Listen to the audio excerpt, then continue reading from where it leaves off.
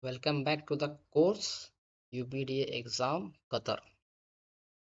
Recent question papers which were asked in the exam UPDA exam. So most of these questions are repeated. This is part of the series. Another five to six videos are available for different question papers from the UPDA exam. Question number one: fire alarm system as per NFPS 72 is classified as. Okay, fire alarm system as per NFPS 72 is classified as household or supervisory station or protected premises, all of the above. The fire alarm system is for household, supervisory station and protected premises. All of this comes under fire alarm system. Same question, many times it is repeated. You might have seen in my different videos.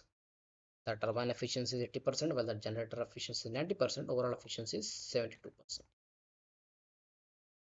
In welding, the molten metal is protected by, okay, in welding, the molten metal is protected by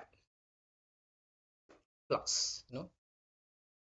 Flux is applied on the molten metal. Okay, so molten metal is protected by flux, not by coating or filler, by flux. You might have seen small flux kind of thing attached to the metal. Okay, as per NFPA 92, the audible devices are frequently inspected. Okay, so there are two types of things. One is as per NFPA 72, one is visual inspection, other is testing. So here the question is related to visual inspection, and audio devices should be inspected semi-annually and tested annually. Okay, this is very important question. Most of the time these questions are repeated, so I will just give you a brief. Devices like smoke detector, heat detector, audible devices, fire alarm boxes, manual call point, visible appliances. These all things, once again, visible appliances, manual call point, fire alarm boxes, audible devices, smoke detectors, heat detectors should be inspected semi-annually. Okay, these all things should be inspected semi-annually and tested annually. This is how it should be: inspected semi-annually and tested annually.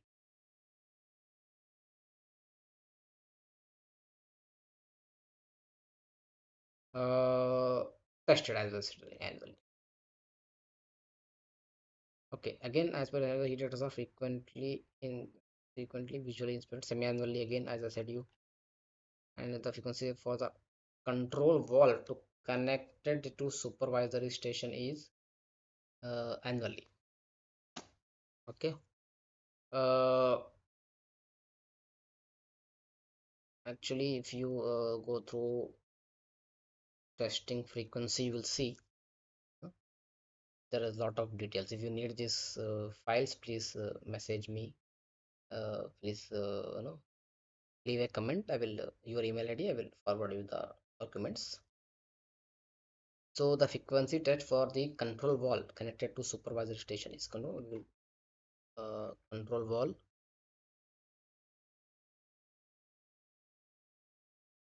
Okay, annually.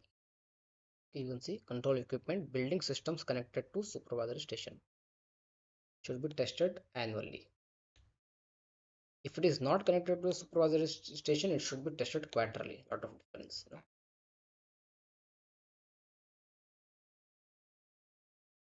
Control valve. There are the different testing frequency values.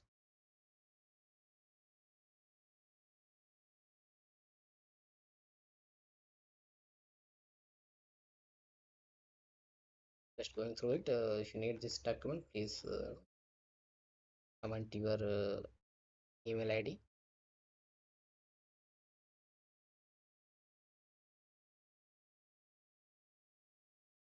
So the frequency test for the control valve to connected supervisor station is and what will happen when a moist air passes through a silica gel path? Okay, moist air passes through a silica gel. So as you know, moist air is nothing but the air which is a mixture of water vapor and dry air. So when this passes through a silica gel path, dry bulb temperature will increase. There is no detailed explanation for this, but simple we can say that the gel usually absorbs the water vapor, so water vapor in the air will reduce and it will gain heat as well. So the dry bulb temperature will increase. Wet bulb temperature will not increase because the silica gel absorbs the water vapors. It takes away the water vapors from the moist air. Factors which are considered in Bernoulli equation: viscous steady flow, yes; viscous flow, no; points lie on a streamline, yes; points lie on a streamline. It means conservation of energy. Basically, points line on a streamline means conservation of energy. So 1 and 3 are correct. So the Bernoulli equation is applied for incompressible, inviscous, and steady flow with conservation of energy. Bernoulli. Okay. Project activities can be defined on the schedule by node. Okay. When you see that, you might have seen that path diagram. Project activities will be in the node, and then from one activity to other activity, it will be indicated by arrow. So for to give the details of the project activity, it is nodes, and to define the path of the activity, it is arrow. So node is the correct answer for project activities. Okay. A simple question: water elevation on a tank is 10 meter. Okay, water elevation on tank is 10 meter. If P is equals to jet and rho is 1000 kg per meter cube, what is the pressure of the water inside the tank? It's a very simple question. P is equals to rho gh. Rho is already given 1000 and g is 9.81. Height is also given 10. So as we are going through the question, rho gh, rho is 1000, g is 9.81 and h is 10, which is 98,100, which is very near to 100 kilopascal. So the correct answer is 100 kilopascal. Okay. In a schedule, one activity is linked with two other ones. The activity is called merge. So in the diagram, okay, if one activity is linked with the two other activities, then the activity will be called as merge activity. One activity linked with two other activities, merge. Okay. Bob is a bidding manager. On the closing date of the bid, he received a call from one of the bidding firms asking him to extend the bidding period by 1 day as they couldn't finish the documents. Okay, so Bob is the bidding manager. So the Bob is to whether to accept the extending the bidding period or apologize and should not accept extending the period, or telling the firm about the other firm prices, tell him what that he will think about it and what tax. Apparently, he should apologize and should not accept extend the period. So this is so there are some deadlines which cannot be changed again and again for a firm. It's injustice to other firms. So apologize and should not accept extending the period.